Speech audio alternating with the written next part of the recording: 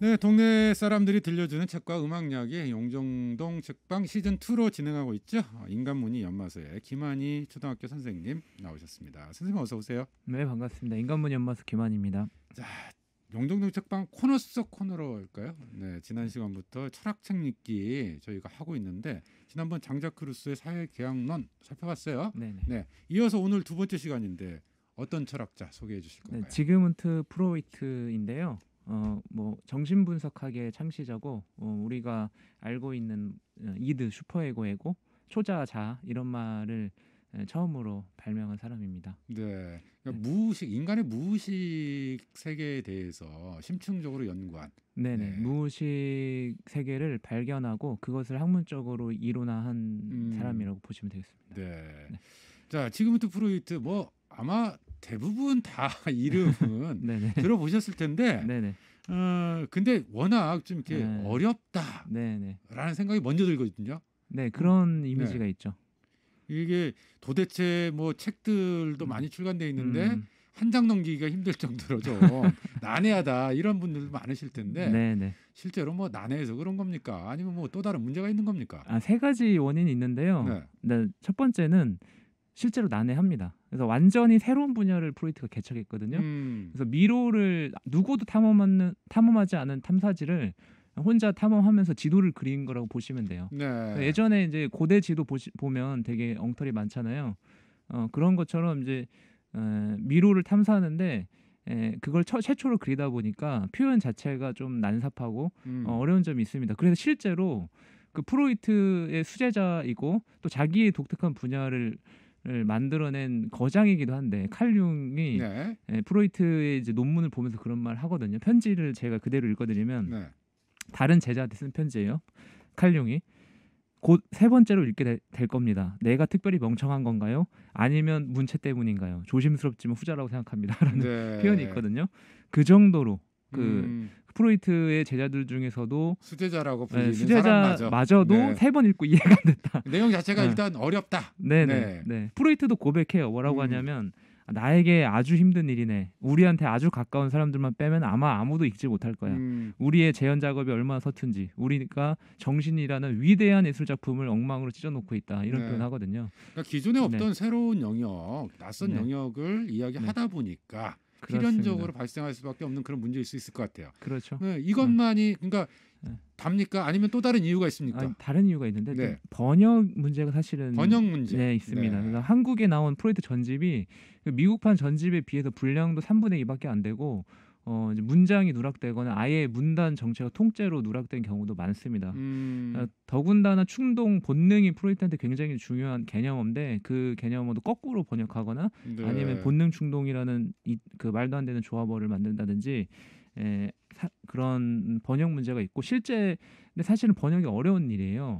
왜냐하면 이제 프로이트가 농담이라든지 아니면 여러 가지 말실수 같은 그런 그 정확한 뉘앙스를 알아야 되는 그런 부분들 연구하다 보니까 독일어를 모른다면 묘미를 알기 어렵습니다. 그래서 사실은 오랫동안 국제적인 학문의 언어가 독일어, 프랑스였던 이유 중 하나고요. 사실 오늘날도 학자들은 유럽의 지식인들은 모두 독일어를 공부하고 있다고 보시면 돼요.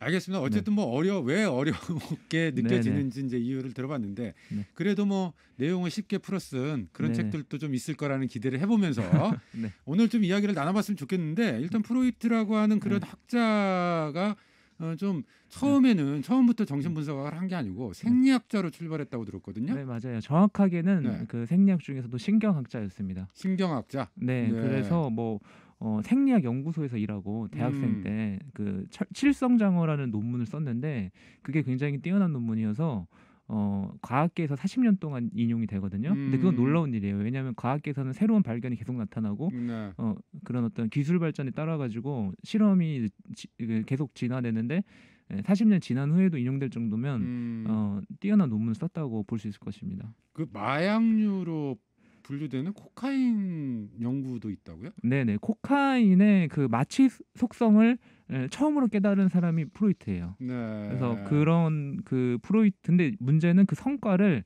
프로이트가 아닌 프로이트 동료가 가져가게 됩니다. 그렇습니까? 네, 프로이트가 이제 프로이트 뭐 통증을 겪고 있는 자기 동료를 위해서 이거를 처방해주고 그걸 먹는 모습을 목격했던 친구가 있었거든요. 그게 누구냐면 그 친구가 있는데 콜러라는 친구였어요. 네. 근데 콜러라는 그 친구가 그걸 목격하고 논문을 먼저 써내요. 프로이트는 네. 당시에 이제 장거리 연애 중이어서 네. 그 연애하는 그 이제 약혼녀를 만나느라고 정신이 팔려가지고 논문을 못 쓰거든요. 그래서 자신의 연구 성과를 사실상 도둑 맞은 셈이네요. 네, 그렇지만 이제 그 프로이트는 이제 콜러의 그런 성공을 인정하고 응원해주고요. 근데 그렇지만 나중에 사실은 되게 아쉬워하죠. 왜냐하면 이제 콜러는 그 발표로 이제 순식간에 유명인사가 되거든요. 그래서 동료의 성공을 인정하면서도 자신이 아슬아슬하게 놓친 명성을 늘 아쉬워하긴 했습니다. 네. 그래서 생리학자의 길에서 정신분석학으로 옮겨간 겁니까? 정신분석학은 왜 시작하게 된 거예요? 그 프로이트가 그 과학, 철학, 그 인문학 모두 관심을 보였어요 대학생 때. 그렇지만 그 중에서도 당시는 그 특히 이제 과학에 의해서 모든 학문 체계가 새롭게 재정립되는 시기였고, 그래서 과학의 태도로 그 실증주의적 태도를 프로이트는 가장 중시했기 때문에 먼저 과학의 길로 시작한 걸로 보입니다. 네. 그러니까 프로이트가 뭐 말 들어보니까 경제 상황이 어렵다 보니까 이제 병원에 먼저 취직을 하게 되고 또 그런 과정에서 정신병을 다루면서 이게 신경적인 원인이 때문이 아니라 이 의식의 문제 좀 이런 것을 탐구하면서 정신분석학 이쪽은 이제 심층적으로 들어가게 됐다. 이런 뭐 그 이야기들도 있더라고요. 네, 그렇습니다. 네. 어쨌든 프로이트 하면 뭐 여러 가지가 있습니다만 성담론이 꽤 유명하죠. 네. 성담론을 한마디로 이야기하자면 오이디푸스 콤플렉스인데 들어보신 분도 있고 생소한 분도 있을 거예요. 오이디푸스는 우리가 이제 그리스 신화에 나오는 그 오이디푸스입니다. 자기 그 아버지를 죽이고 자기 어머니와 결혼한 그 신화인데 그 프로이트는 우리 모두가 오이디푸스 콤플렉스를 가지고 있다는 거예요. 그리고 그 과정을 통해서 인류가 문명을 만들어냈다는 거고 그게 이제 무의식의 모두의 트라우마로 각인돼 있다는 거예요. 보편적인 어떤 정신 구조라는 거죠. 그래서 그걸 통해 가지고 인간 정신의 발달 단계를 나누기도 해요. 뭐 구강기, 학문기, 남근기, 성기기 이런 식으로 나누는데 그 과정 자체도 사실 오이디푸스 콤플렉스가 아주 핵심적인 어떤 기준이죠. 근데 사실 뭐 남근이니 모성애니 뭐 이런 걸 통해서 인간의 무의식을 설명하고 있는데 당시만 해도 이게 워낙 파격적이고 또 외설적으로 비춰질 수도 있었을 것 같아요.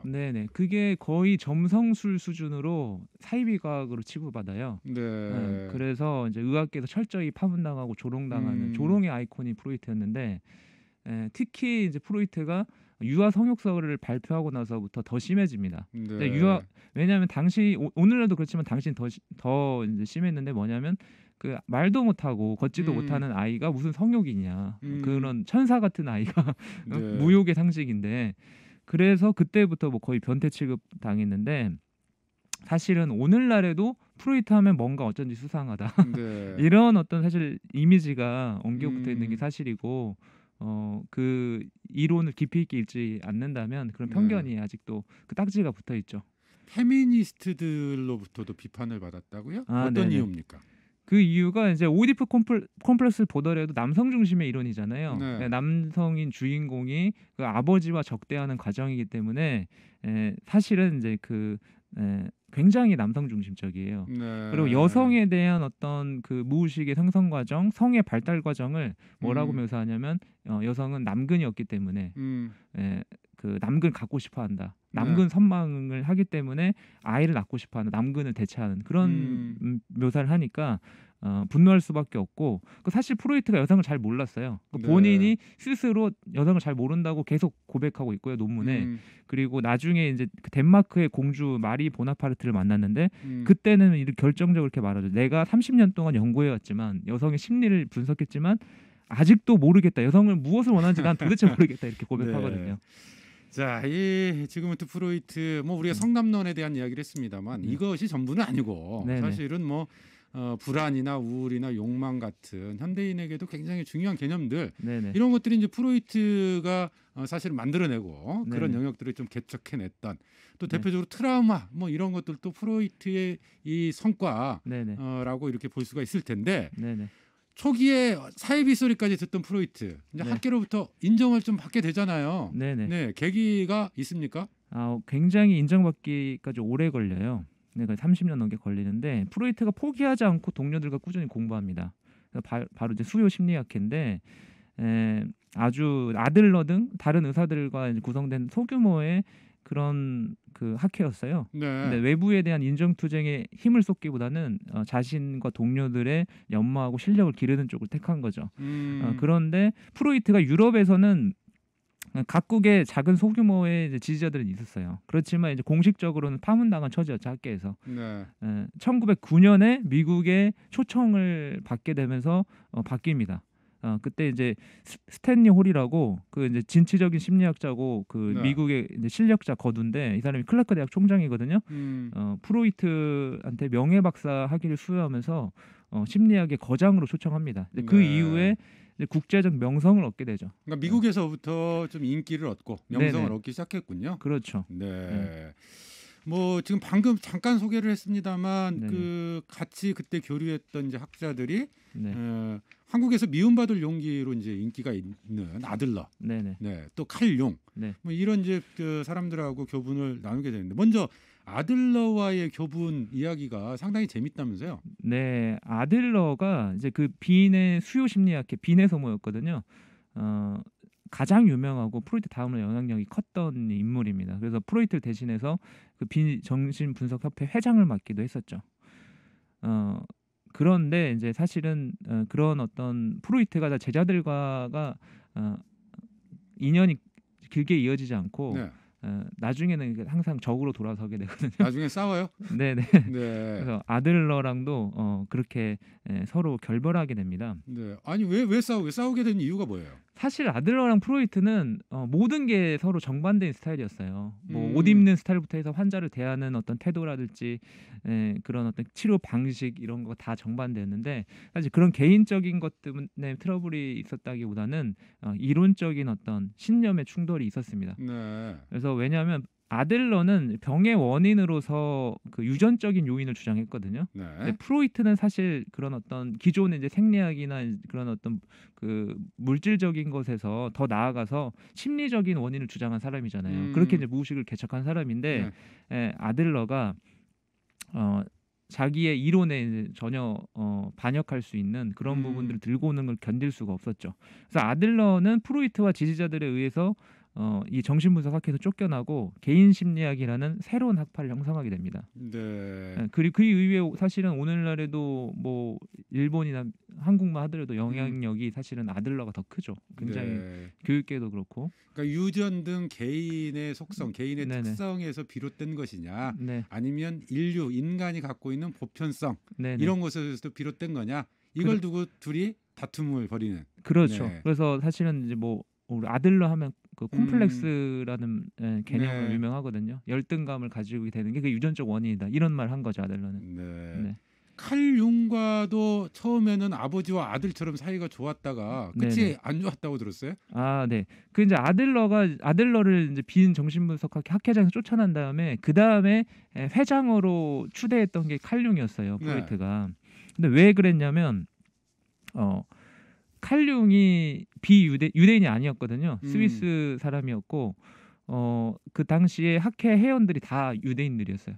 그래서 사실 한계가 있었죠. 이 정신분석이라는 거가 인류의 보편적인 걸 연구해야 되는데 막상 연구한 사람들은 다 유대인이다 보니까 그 한계를 돌파하고 싶어 했습니다. 프로이트는. 그래서 마치 이제 이 한계를 돌파해줄 영웅처럼 묘사해. 헤라클레스 반신반인의 영웅이 칼융이다 이러면서 전폭적인 지지를 하는데 두 사람의 관계는 처음부터 마치 아버지와 아들 같은 관계였어요. 스스로 이제 칼융이 아버지라고 부르고 프로이트도 아들로 묘사하는데 제가 볼 때는 그 관계에서부터 이미 좀 결별의 가능성이 있지 않나 싶습니다. 그게 어떤 의미예요? 왜냐하면 이제 앞에서 말씀드렸다시피 오디푸스 콤플렉스라는 거는 아버지를 이제 죽이고 경쟁 관계에서 아버지를 죽이고 자기가 새로운 아버지가 되려는 욕망이잖아요. 네. 사실 칼융도 이제 그 편지에서 그런 표현이 나와요. 프로이트는 이제 굉장히 열정적으로 편지를 쓰는 사람이어서 지금도 4만 건의 편지가 남아 있는데 그 사료를 보면 그 아버지의 내가 경외심을 느끼지만 거기에 압도당하고 있다. 그런 그 불편한 마음을 자주 표현하거든요. 그랬을 때 사실은 프로이트의 개인적인 인간관계 안에서도 이런 어떤 오이디푸스 콤플렉스가 재현되고 있다는 걸 볼 때 좀 흥미로운 점이 있죠. 실제로 프로이트가 칼융이랑 학회에서 토론하다가 2번이나 졸도를 해요. 네. 왜 기절하냐 하니까 칼융이 자기를 죽이려고 하는 그런 어떤 강력한 어떤 에너지를 느껴서 그랬다 이런 식으로 고백하거든요. 아니 그럴 수도 있겠네요. 네. 네. 칼융에게는 어쨌든 네. 그 아버지인 프로이트가 네. 언젠가는 넘어서야 되는 제거해야 될 그런 네. 대상일 수 있는 거고. 그렇죠. 또 그렇게 생각한 프로이트는 심리적 압박감 이런 것들을 받았을 수도 있겠군요. 네. 네. 자, 어쨌든 뭐 그 정신분석학계의 3대 거장들이라고 불리는 프로이트, 아들러, 네. 또 융까지. 네.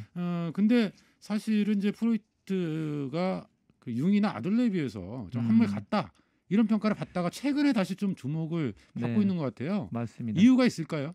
네네. 그 사실은 이제 그 아들러 제가 앞서 말씀드렸는데 칼융도 여전히 인기 많아요. 애니어그램 우리 많이 하잖아요. 그게 다시 칼융의 이론으로 만든 거고 한데 이제 분석 심리학이라는 새로운 본인만의 고유한 영역을 만들었고 그런데 사실 프로이트는 사실 한물간 취급 받았죠. 오래됐죠. 사실 한물간 취급 받은 게. 그런데 다시 뜨기 시작한 거는 이제 락강 때문입니다. 락강이라는 그 정신분석 학자인데 이 사람이 네. 이론이 영화 비평이나 문화 분석에서 많이 쓰이거든요. 특히 80, 90년도에 그러면서 락강이 외친 게 Back to the 프로이트로 돌아가자라는 네. 말을 해서 다시 이제 우리도 프로이트를 읽게 됐고 특히 요즘은 또 그 인문학계 슈퍼스타가 이제 슬라보의 지젝인데 지젝이 락강을 정신분석학을 이용해서 자신의 이론을 펼치거든요. 자기의 네. 주요한 무기예요.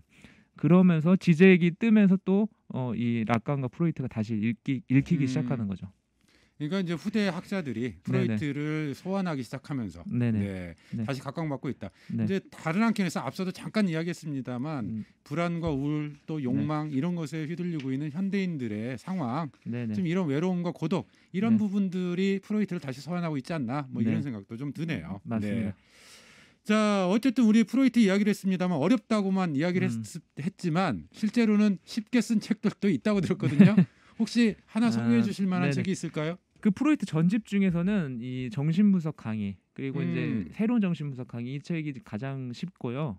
그리고 이제 개론서로는 불안은 우리를 삶으로 이끈다. 이제 부제가 프로이트 세미나예요. 네. 그래서 이 책을 추천드리고요. 프로이트를 포함해서 고전이 사실 읽기 어렵고 번역 문제도 있고 여러 가지 그 함정에 빠지기 쉬워요. 혼자 읽으면. 그래서 저는 이제 세미나를 통해서 다른 사람과 같이 읽는 걸 추천드립니다. 그 책 다시 한 번만 소개해 주세요. 네, 불안은 우리를 삶으로 이끈다. 불안은 우리를 삶으로 이끈다. 네네. 네. 그리고 또 하나는 그리고 이제 프로이트 전집 중에서는 새로운 정신분석 강의이고요. 알겠습니다. 네네. 이 방송 들으시면서 프로이트에 대한 관심이 새롭게 생기신 분들 방금 소개받은 책들 한번 읽어보시면 좋을 것 같고 오늘 마무리해야 될 것 같습니다. 한 문장. 네. 프로이트는 규범적 성애와 성차의 관념을 정상성의 범주로 정립하여 인간의 사회화 과정을 옹호한 인물이 아닙니다. 규범적 성은 실제로 존재하는 우리의 현실이나 마땅히 따라야 할 기준이 아니고 인간의 심리 현실이 만들어낸 환상을 뜻합니다. 신경증은 우리가 살아있다는 증거이고 그런 함에서 치료가 필요한 병리적 현상이 아닙니다. 네, 우리 삶의 배후에서 작동하는 인간의 무의식의 세계에 대해 처음 열어간 지금은 또 프로이트 함께 읽어봤습니다. 인간문의 연마소의 김환희 선생님이었네요. 선생님 오늘 말씀 고맙습니다. 네, 감사합니다. 네, 잔나비가 부른 이 뜨거운 여름밤은 가고 남은 건 볼품 없지만 제목이 정말 기네요. 이 곡 끝곡으로 띄워드리면서 이 생방송 사랑과 사람 오늘 순서 모두 마무리해야 될 것 같네요. 함께해 주신 여러분 고맙습니다.